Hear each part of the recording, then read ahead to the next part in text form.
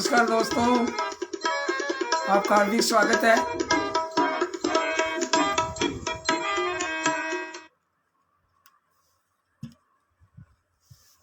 आपका बहुत बहुत स्वागत है प्रतिनिधि बाल कविताओं के वाचन में।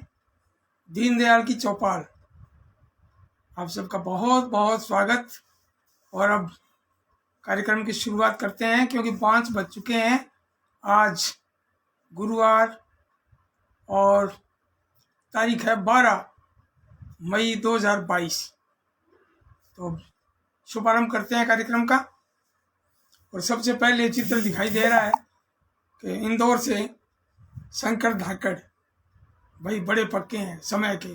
शुभ संध्या सहित आपको भी प्रणाम, खुश रहो। बहुत बढ़िया लग रहा है। तो एक खास बात बताऊं कि आज 12 मई को हमारी साली साहिबा और हमारे साधु साहब, आज उनकी 36वीं सालगिरह भी है।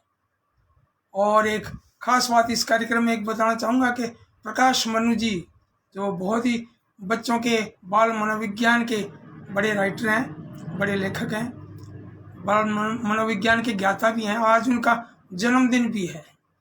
क्योंकि उनका जन्म जो है 12 मई 1950 को हुआ था। और अब देख लो, अब 72 के यानी कि 72 साल के हो गए। तो मैं अब कार्यक्रम का शुभारंभ करता हूं।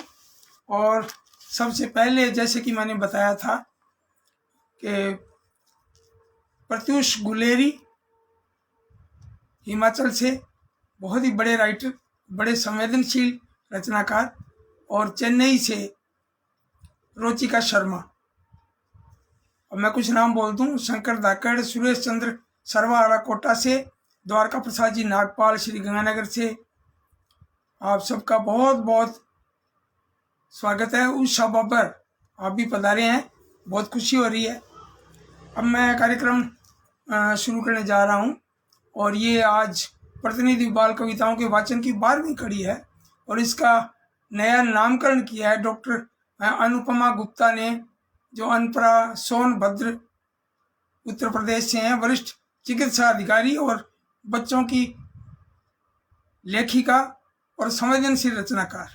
आपने ये नामकरण दिया है इसको, दीनदयाल की चौपाल। तो उनका भी हार्दिक अभिनंदन और आप सबका स्वागत। तो मैं अब वाचन शुरू करता हूँ। इससे पहले प्रत्यूष गुलेरी जी का परिचय मैं आपके समक्ष रखूं। आज गर्मी के कारण भी थोड़ा गला सा सूख रहा है, थोड़ा मैं जल पी लूं।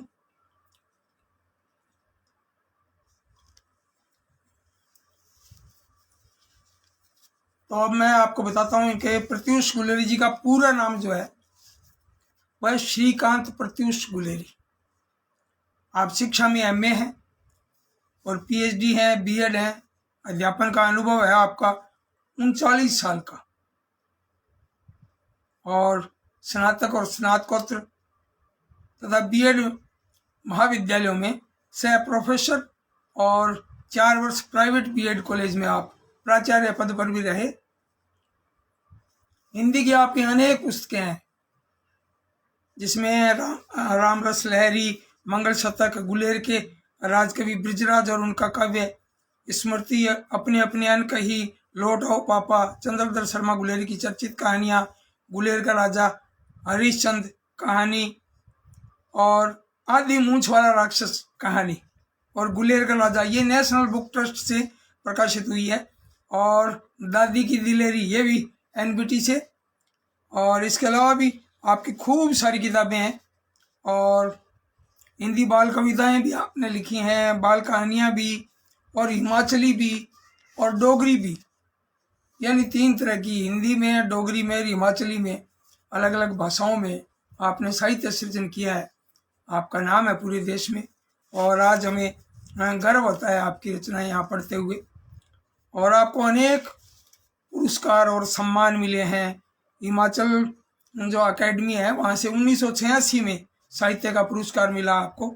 और साहित्य अकादमी नई दिल्ली से हिमाचली भाषा का साहित्य के लिए भाषा सम्मान मिला। उत्तर प्रदेश हिंदी संस्थान लखनऊ का सौहार्द पुरस्कार भी मिला आपको 2015 में। और हिमाचल प्रदेश सिरमौर कला संगम डॉक्टर यशवंत सिंह परमार राज्य पुरस्कार भारतीय बाल कल्याण संस्थान कानपुर का डॉक्टर राष्ट्रबंधु जी की जो संस्था है उससे भी आप सम्मानित हुए हैं। और बाल प्रहरी उत्तराखंड शैलेश मटियानी कथा सम्मान, आपको खूब सारे सम्मान मिले हैं। और पूर्व में 2 बार साहित्य अकेडमी नई दिल्ली की सामान्य परिषद और हिंदी सलाहकार बोर्ड व कार्यकारिणी के बोर्ड के भी आप सदस्य रहे हैं। और केंद्रीय हिंदी संस्थान दिल्ली और नेशनल बुक ट्रस्ट इंडिया और केंद्रीय भाषा संस्थान मैसूर, साहित्य अकेडमी तथा प्रदेश अकादमी द्वारा आयोजित सेमिनारों और कवि सम्मेलनों में आप निरंतर भाग लेते रहे हैं। अब मैं कुछ नाम बोल दूं, नहीं तो और ऊपर चले जाएंगे। अपने अकोला चित्तौड़गढ़ से राजकुमार जैन राजन और रोचिका शर्मा चेन्नई से आप पधारी हैं। आपकी भी रचनाएं अभी पढ़ी जाएंगी। गुलाम इसमें क्या है, गौतम अरोड़ा जी, गौतम अरोड़ा सरस, भाई आप सबका स्वागत है, बहुत बहुत स्वागत है। और राजकुमार जी कह रहे हैं सुपर, क्या बात है। तो मैं अब इनका यानी इतनी लंबी लिस्ट है और इनको इतने इनाम मिले हैं कि हम नाम पढ़ते जाएं, इनाम भी पढ़ते जाएं। लेकिन मैं समझता हूँ कि अब इनाम के साथ साथ कुछ रचनाएं पढ़ी। एक रचना बहुत ही ज़बरदस्त लगी मुझे, इनकी एक बाल कविता जो हर बच्चे की एक मतलब मन की बात है। आप देखिए, आप कितनी ज़बरदस्त बात लिखी है आपने। डॉक्टर प्रत्युष गुलेरी की एक कविता देखिए, बच्चों पर, शीर्षक जो है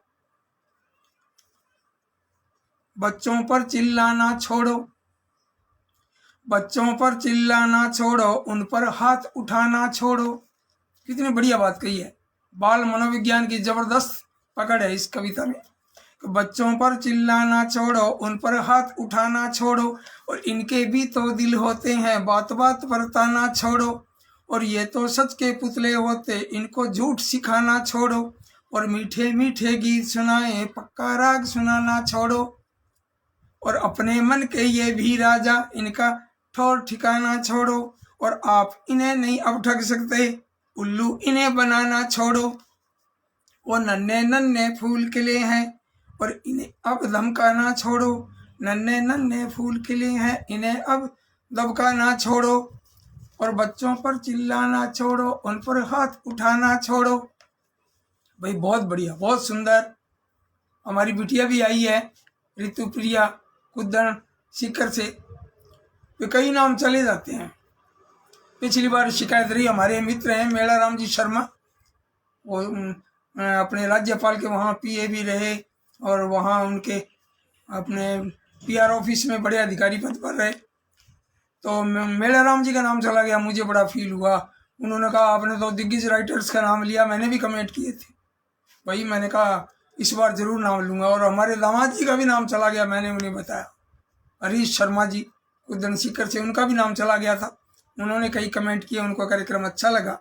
और जो अच्छा लगता है और कमेंट करते हैं तो वही पढ़ने की जिम्मेदारी बनती है। लेकिन क्या करें, ये तकनीक इस तरह की है, इसमें कई बार ध्यान में नहीं रहता।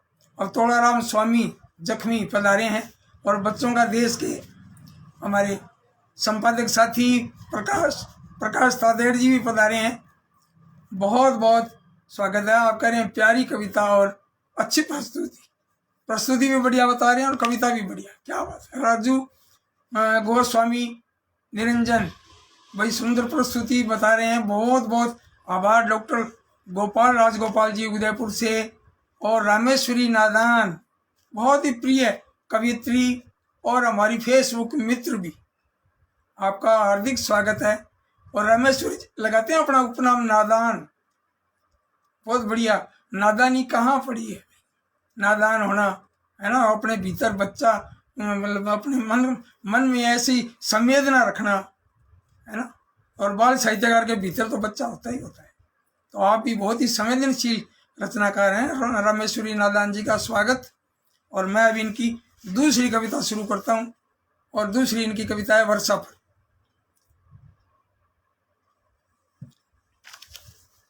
आज बार बार गला क्यों सूख रहा है। और गुलेरी जी की कविता का शीर्षक है वर्षा बरसे।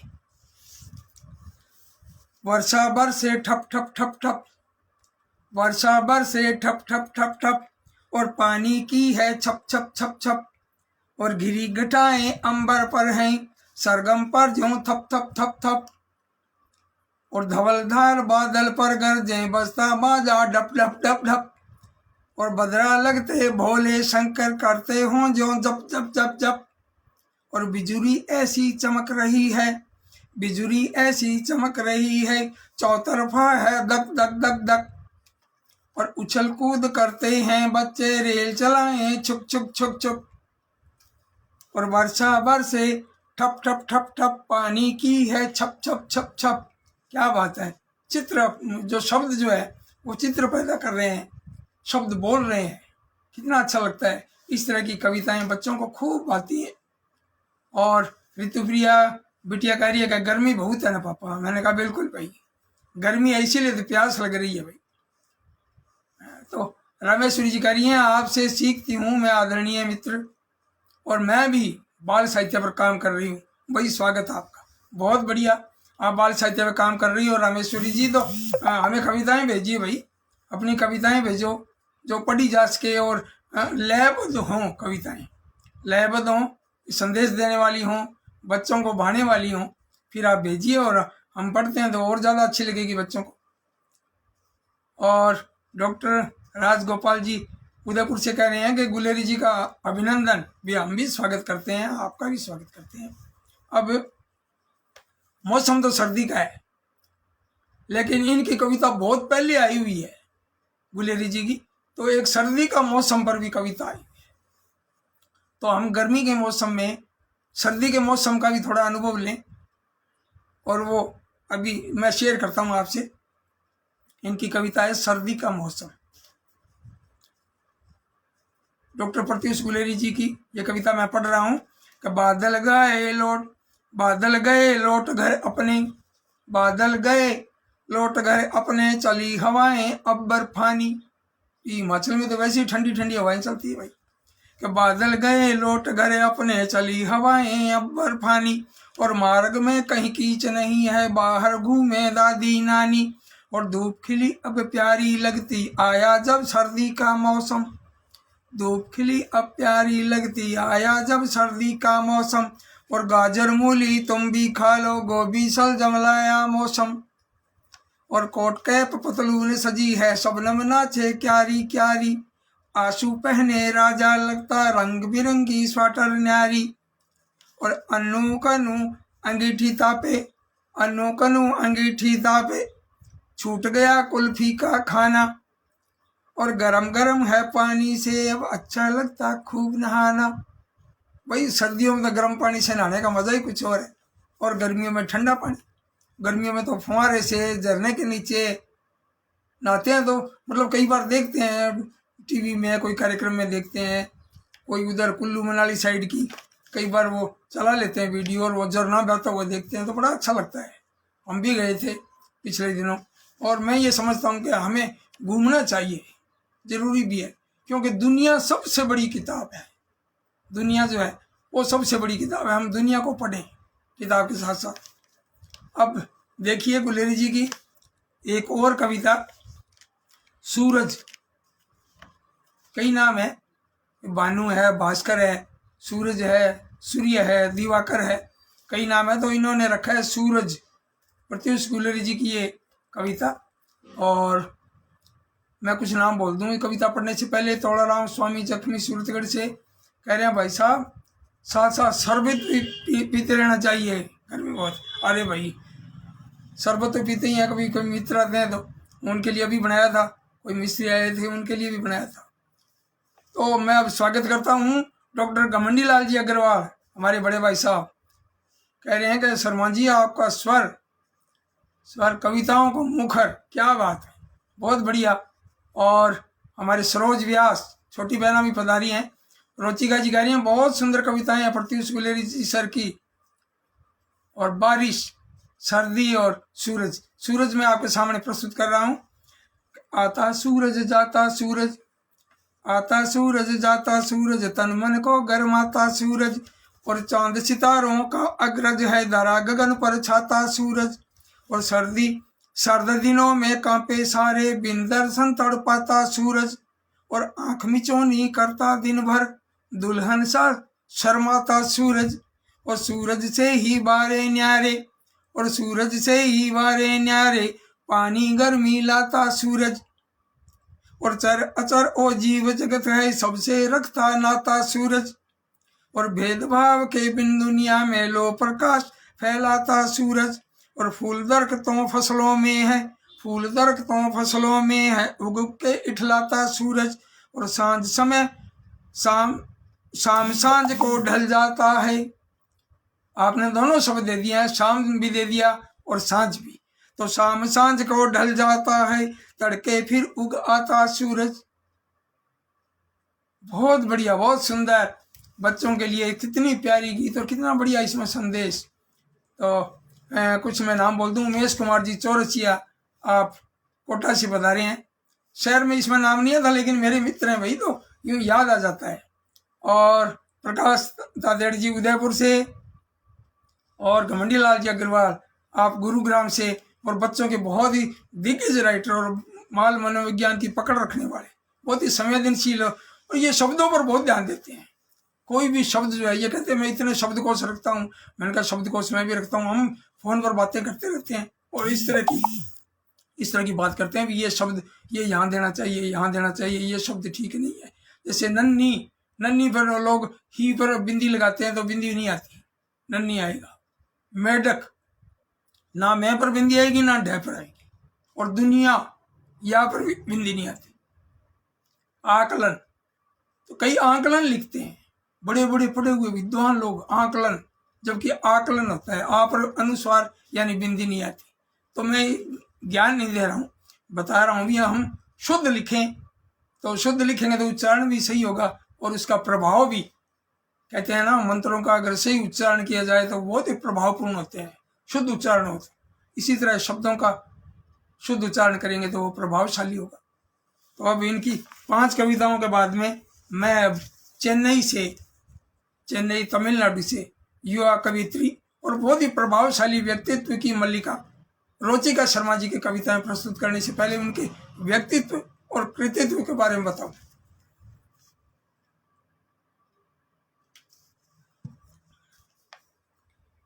इनका जन्म 14/5/1972 को, यानी 2 दिन बाद इनका जन्मदिन आने वाला है।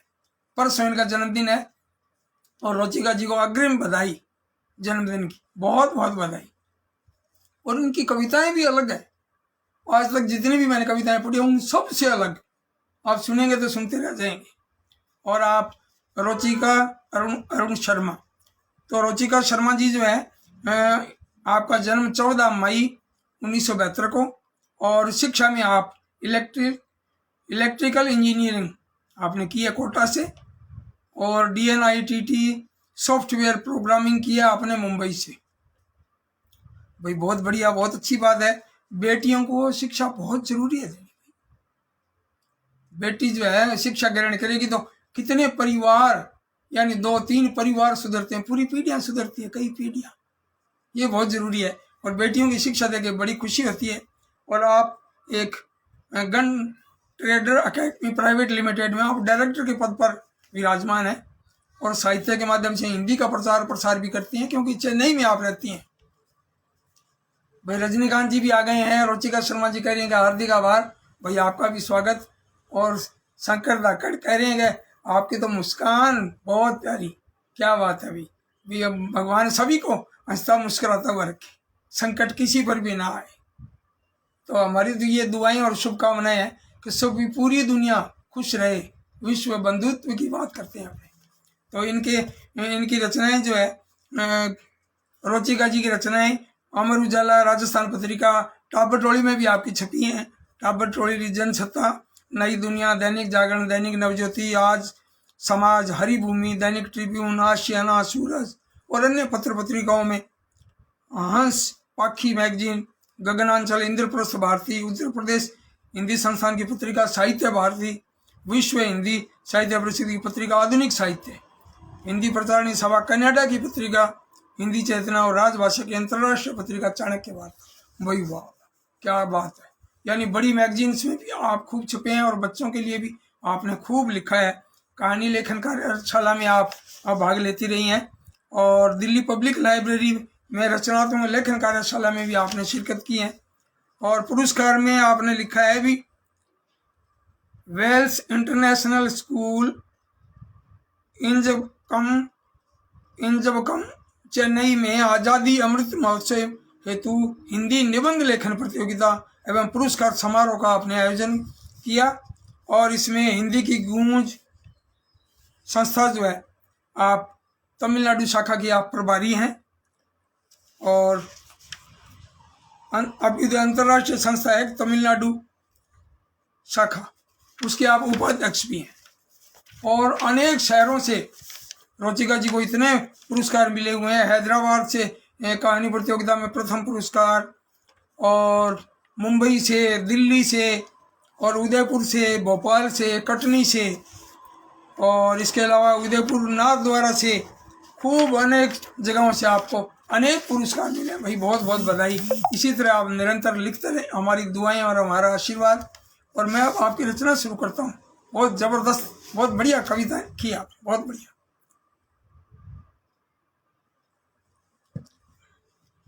आपकी रचनाओं का शीर्षक भी अलग, आज के नई टेक्निक के हिसाब से रुचिका जी की रचनाएं जो है आप देखिए, शीर्षक देखिए, ट्री हाउस के नए पड़ोसी। ट्री हाउस देखो आज के समय की देन, घर होता लकड़ी का मेरा, ये बाल मन की देखो कल्पना, घर होता लकड़ी का मेरा बना पेड़ पर होता और बंदर कूदे डाल डाल ज्यों पंछी जैसे सोता। घर होता लकड़ी का मेरा बना पेड़ पर होता और बंदर कूदे डाल डाल ज्यों पंछी जैसे सोता। और डाली बांधूं मोटी रस्सी, और डाली बांधूं मोटी रस्सी, लटकूं उतरूं नीचे और साथ बंधे टायर पर बैठूं झूलूं आंखें नीचे। क्या बात है, बहुत बढ़िया। और रंग बिरंगे घर चिड़ियों के देखूं खिड़की खोले और बर्ड हाउस के गोल होल में बैठ पड़ोसन बोले, क्या तुम ध्यान रखोगे मेरे बच्चे यहाँ अकेले, और बाल दिवस आया है देखो लगे हुए हैं मेले, और खेल खिलौने लेकर आऊं लाऊंगी मैं खाना, और ट्री हाउस के नए पड़ोसी दूंगी फिर नजराना, और मिलजुल साथ रहेंगे जैसे परिवार का हिस्सा, और खाएं पिज्जा बैठ शाक पर हुआ रोज का किस्सा। क्या बात है भाई, पड़ोसी का तो फर्ज बनता है भाई, पड़ोसी को हम कहें कि थोड़ा मकान का ध्यान रखना, घर का ध्यान रखना, बच्चों का ध्यान रखना, हम जा रहे हैं। पड़ोसी का धर्म है कि वो सहयोग करे, एक दूसरे का मदद करे। नाते रिश्तेदार तो दूर होते हैं, पड़ोसी सबसे नज़दीक, और पड़ोसियों की जिम्मेदारी बनती है, ये बहुत ज़रूरी है, हम एक दूसरे का सहयोग करें, एक दूसरे की मदद करें। तो अब मैं इनकी कविता मैंने सुनाई है और कुछ कविताएं और भी हैं इनकी, क्योंकि 5 कविता मैं सुनाता हूँ अक्सर। तो इससे पहले मैं आपसे एक पहेली पूछ लूँ, मेरा मन करता है पहेली। पिछली बार मैंने पहेली का नाम लिया लेकिन फिर मैं भूल गया, क्यों, मैं थोड़ा भुलक्कड़ भी हूँ, भूल जाता हूँ। और आज मैंने कहा भी मैं याद रखूँगा, और पहेली भी ऐसी मैं सरल सी निकालता हूँ आपके लिए। कि जीजाबाई की कोख से जन्मा, जीजाबाई की कोख से जन्मा मराठा एक सरदार, जीजाबाई की कोख से जन्मा मराठा एक सरदार, और आज़ादी के लिए छत्रपति तन मन धन से तैयार, आज़ादी के लिए छत्रपति तन मन धन से तैयार। तो जीजाबाई की कोख से जन्मा मराठा एक सरदार और आज़ादी के लिए छत्रपति तन मन धन से तैयार। ये कविता जो है ये प्रेरणाप्रद बाल पहेलियाँ इस किताब में से मैंने आपको बूझी है, और इसका उत्तर मुझे लगता है कईयों ने लिख दिया होगा, और नहीं लिखा तो समझ में आ ही गई आपकी। और मैं अभी देखूंगा और मैं सोचता हूँ कि मैं बता भी दूं।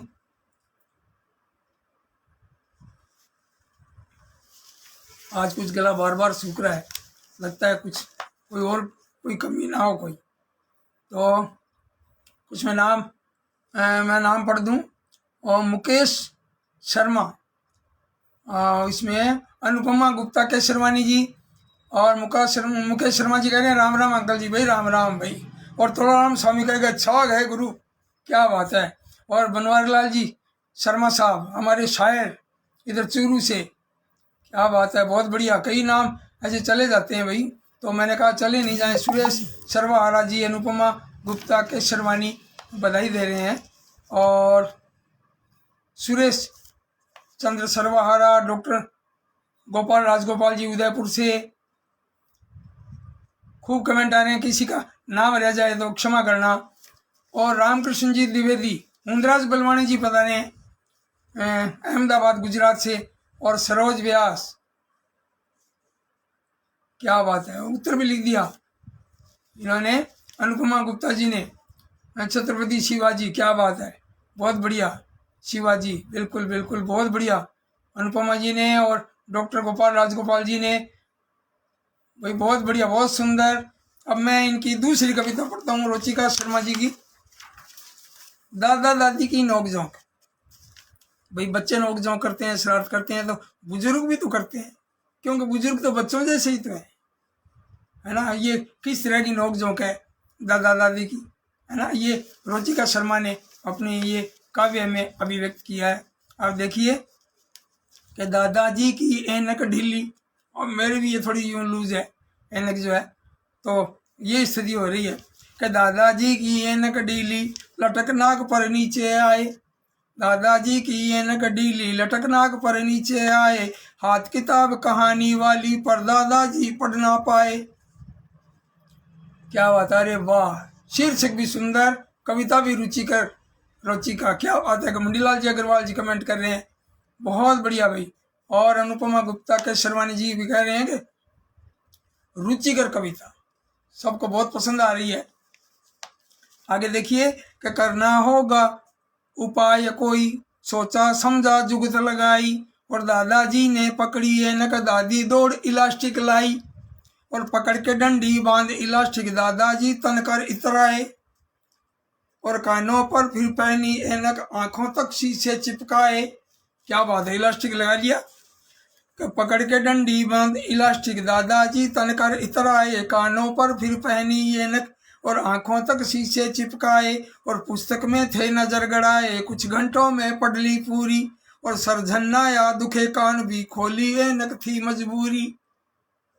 कितना सुंदर, बहुत बढ़िया चित्रण है कंजूस बहुत दादाजी, क्योंकि नहीं ला रहे, इलास्टिक से काम चला रहे हैं, तो है कंजूस बहुत दादाजी, दादी ने की खूब खिंचाई, और नहीं छोड़ते चीज पुरानी, रखी छुपा कर जमा कमाई, और पेंशन की मालिक बन बैठी, बोलो पूंजी कहाँ दवाई, और ले आऊंगा ऐनक दूजी, और दादाजी ने मूछ घुमाई, दादाजी ने मूछ घुमाई, पेंशन की मालिक बन बैठी, बोलो पूंजी कहाँ दवाई, और ले आऊंगा ऐनक दूजी, दादाजी ने मूछ घुमाई, और मजा आ गया नोक झोंक में, मजा आ गया नोक झोंक में, एक दूजे पर दोनों भारी, मजा आ गया नोक झोंक में, एक दूजे पर दोनों भारी, पापा मम्मी भी मुस्काए, और दादी जी ने नजर उतारी। क्योंकि ये बुजुर्ग लोग हैं, ये इस तरह के धार्मिक विचारों पर बहुत ज़्यादा ध्यान रखते हैं कि किसी के नज़र नहीं लग जाए, और दादाजी को भी नज़र ना लग जाए, इसलिए दादी जी ने फिर नज़र उतारी।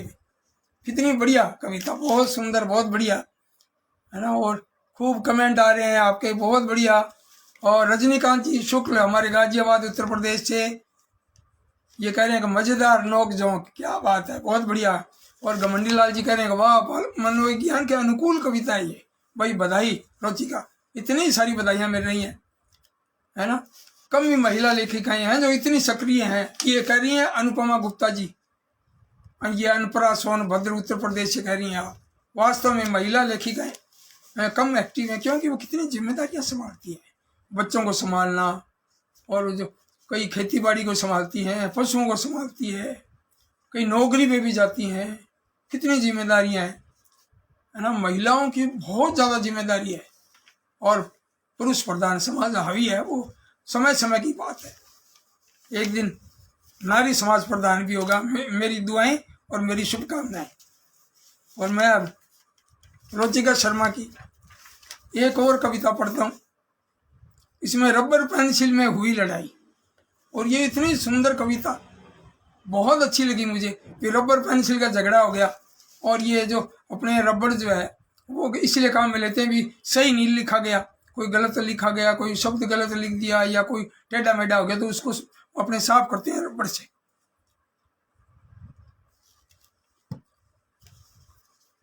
तो इनका झगड़ा हो गया रबर और पेंसिल का। क्या पिछली रात रबर पेंसिल में जमकर हुई लड़ाई, पिछली रात रबर पेंसिल में जमकर हुई लड़ाई, और मिटा दिया है नोट काम का पेंसिलियों चिल्लाई। झगड़ा हो गया भी तूने सही था वो भी मिटा दिया। कि पिछली रात रबर पेंसिल में जमकर हुई लड़ाई, और मिटा दिया है नोट काम का पेंसिलियों चिल्लाई, और रगड़ रगड़ कर खुद कॉपी पर मेरा किया बिगाड़ा, और काम नहीं कुछ बैठे ठाले जैसे फटा नगाड़ा, और उछली रबर और गुर्राई, रबर भी कम नहीं थी, उछली रबर और गुर्राई, सच्ची बात उगल दी, और नहीं लिखावट अच्छी थी वह लिखने की क्यों जल्दी। भी रबर का कहना भी सही है, उसका गुर्राना भी सही है। तो उछली रबर और गुर्राई, सच्ची बात उगल दी, और नहीं लिखावट अच्छी थी वह लिखने की क्यों जल्दी। अटरम सटरम हाथ चलाए चेपा कुचड़ा पुचड़ा। क्या बात है, बहुत बढ़िया शब्दों में देखो कितना बढ़िया, मतलब यूं ऐसे शब्द बोल रहे हैं कि अटरम सटरम हाथ चलाए चेपा कुचड़ा पुचड़ा, और मेरा काम मिटाना ही है इसीलिए था रगड़ा, और साथ परीक्षा में ना जाऊं। रबर क्या कहता है, अपनी धौंस दिखा रहा है कि साथ परीक्षा में ना जाऊं अकल ठिकाने आए, साथ परीक्षा में ना जाऊं अकल ठिकाने आए, और करो गलतियां नहीं सुधारो और अंक सभी कट जाए, करो गलतियां नहीं सुधारो अंक सभी कट जाए। और रबर क्या कह रहा है, मैं साथ नहीं जाऊंगा और तेरी गलतियां नहीं सुधारूंगा तो देखना तेरे सारे नंबर कट जाएंगे। तो ये जरूरी है भाई, हमें कोई अपनी गलती कोई बताता है तो हमें उसका सम्मान करना चाहिए। ये कहा भी है ना कि निंदक नीरे राखिए, कोई कमी बताने वाला, मतलब हर एक कोई भी बहुत बढ़िया, तो कमी भी बतानी चाहिए। कोई कमी लगे उसको बताएं, उसको हम ठीक करें। कमी बताने पर किसी का बुरा नहीं मानना चाहिए। और बच्चे कई बार बुरा मान जाते हैं, कहे ऐसे अंकल ने ऐसे कह दिया था, ऐसे कह दिया था। अरे भाई ये अच्छा, एक और बात बताऊं कि गांधी जी भी अपनी राइटिंग को लेकर बहुत ही पीड़ित थे। गांधी जी संतुष्ट नहीं थी अपनी लेखनी से, राइटिंग उनकी सुंदर नहीं थी, बड़ी परेशानी होती थी। सुधारने का काफ़ी प्रयास किया उन्होंने। और एक मुझे बात याद आ गई कि बीच में कोई फ़ोन आ गया तो थोड़ा अवरोध आ जाता है।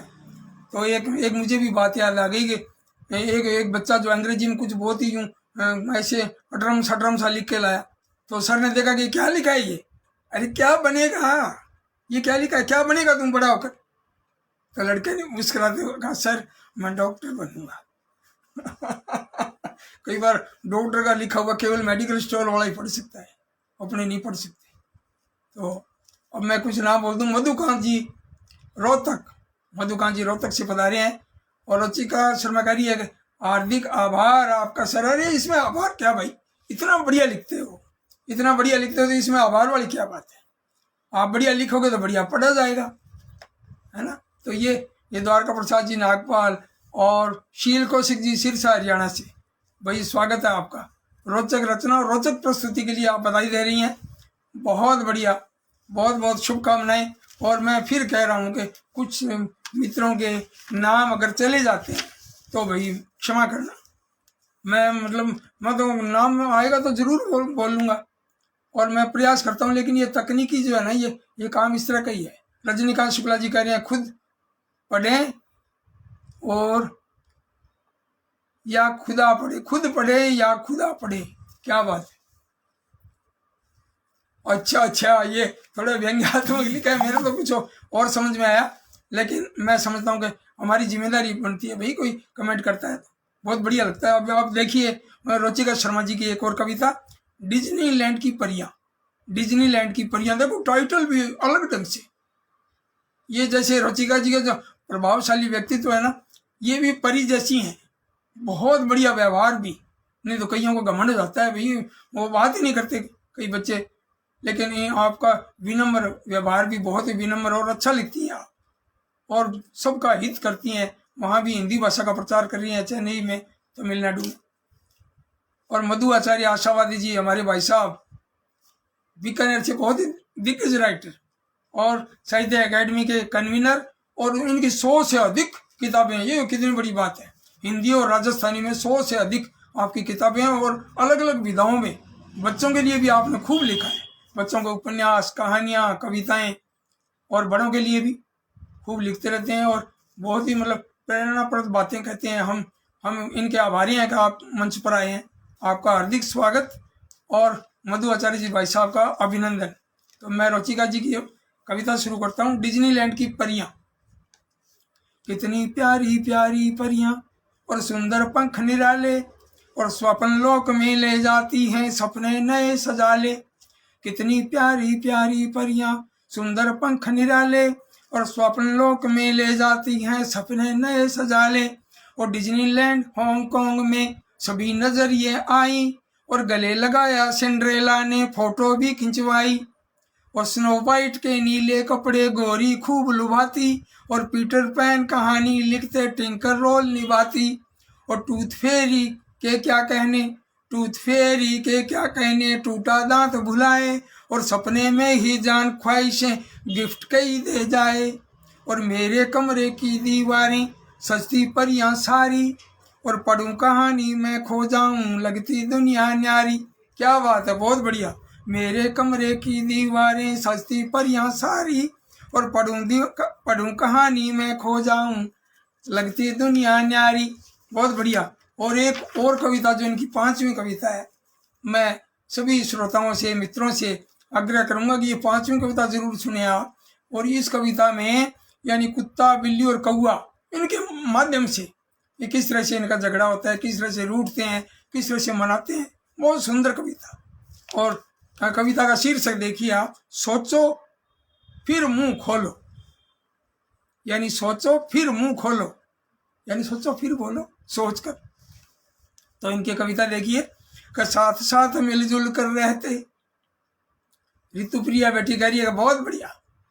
हमारे इसमें मुझे इसमें जो है ना, ये जो प्रतीक है वह इस तरह का, तो मुझे याद आ गया हमारे साले साहब हैं, उनकी बिटिया मोहिता, वो मतलब उसके भैया ने पूछा भी ये मैंने जो ये काम किया है बोलो कैसा लग रहा है, कोई काम के बारे में पूछा था, तो वो कहने लगी, तो वो कहा अच्छा इतना बढ़िया। बोला बढ़िया नहीं, मैं कह रही हूँ जीरो। मैंने कहा देखो बच्चों का किस तरह से कैसे बताते किस तरह से उसका उत्तर दिया, वो कोई जल्दी से कोई सोच भी नहीं सकता। तो ये तो बहुत बढ़िया बता रहे हैं। बिटिया कह रही है बहुत बढ़िया, और रुचिका जी कह रही है आपकी प्रस्तुति का जवाब नहीं सर। भाई आपका भी लिखने का कोई जवाब नहीं, कितना गजब लिखा है। सारी कविताओं से मैंने आज तक कितने लोगों की मैंने कविताएं पढ़ी है, लगभग 30-40 लोगों की मैंने कविताएं पढ़ दी, लेकिन आपकी कविताएं सबसे अलग। अब आप देखिए, सोचो फिर मुंह खोलो, ये रुचिका शर्मा जी की ये कविता के साथ साथ मिलजुल कर रहते कौआ, कुत्ता, बिल्ली, और कर्कश स्वर कौआ बिल्ली की रोज उड़ाए खिल्ली। साथ साथ मिलजुल कर रहते कौआ, कुत्ता, बिल्ली, और कर्कश स्वर कौआ बिल्ली की रोज उड़ाए खिल्ली।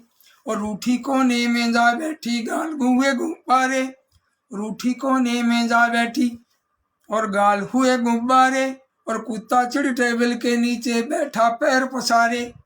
पूरा चित्र दिख रहा है कविता के साथ साथ।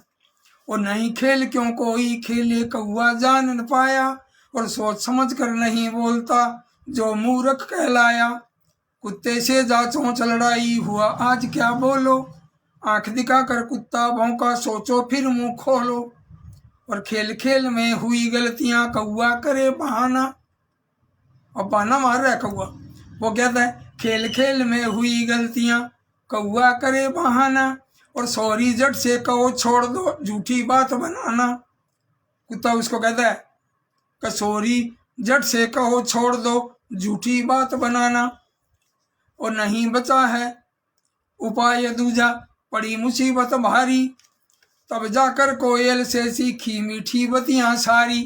कौआ जो है कोयल के पास गया और मीठा मीठा सीखने के लिए, कहना मान लिया, उसने बुरा नहीं माना। कसौरी जट सो कहो छोड़ दे, सॉरी जट से कहो छोड़ दो, और झूठी बात बनाना, और नहीं बचा है उपाय दूजा। और सॉरी जट से कहो छोड़ दो, झूठी बात बनाना, और खेल खेल में हुई गलतियां कोई करे बहाना। सॉरी जट से कहो छोड़ दो, झूठी बात बनाना, और नहीं बचा है उपाय दूजा। पड़ी मुसीबत भारी, तब जाकर कोयल से सीखी मीठी बतियां सारी। और काँव काँव से कुहू कुहू में, काँव काँव से कुहू कुहू में, सुर बदला ना जाए, और माफी मांग मनाओ बिल्ली, कुत्ता यूं समझाए। काँव काँव से कुहू कुहू, काँव काँव से कुहू कुहू में, सुर बदला ना जाए, और माफी मांग मनाओ बिल्ली, कुत्ता यूं समझाए। भाई बहुत सुंदर कविता, बहुत बढ़िया। मैं आप सभी का हार्दिक अभिनंदन करता हूँ और आपको सबको बधाई देता हूँ। आपने लाइक्स किए, कमेंट किए। जय सिंह, आशावाद जी भी आए हैं और रुचिका शर्मा जी कह रही हैं कि बधाई और धन्यवाद आपका बहुत बहुत। और जय सिंह जी, आशावाद की कविता, इनकी भी कविताएं जल्दी पढ़ने वाला हूँ मैं। अलका अग्रवाल जी आए हैं, आपका हार्दिक स्वागत। और भाई अब कई नाम रह जाए ना तो आप क्षमा करें। रुचिका शर्मा जी और नाम आते जा रहे हैं, ऋतुप्रिया, हरीश शर्मा जी, ये अपने सीकर राजस्थान से हमारे रामा जी और हमारी बेटी और हमारा नाती अभिमन्यु, वो भी बहुत सुनता है, मेरी कविताओं का वाचन भी किया उसने। तो अब अगली बार मिलते हैं, अपने अगले गुरुवार को 19 तारीख को मिलते हैं और नई नई कविताओं के साथ। और आप सभी का हार्दिक स्वागत, अभिनंदन और धन्यवाद।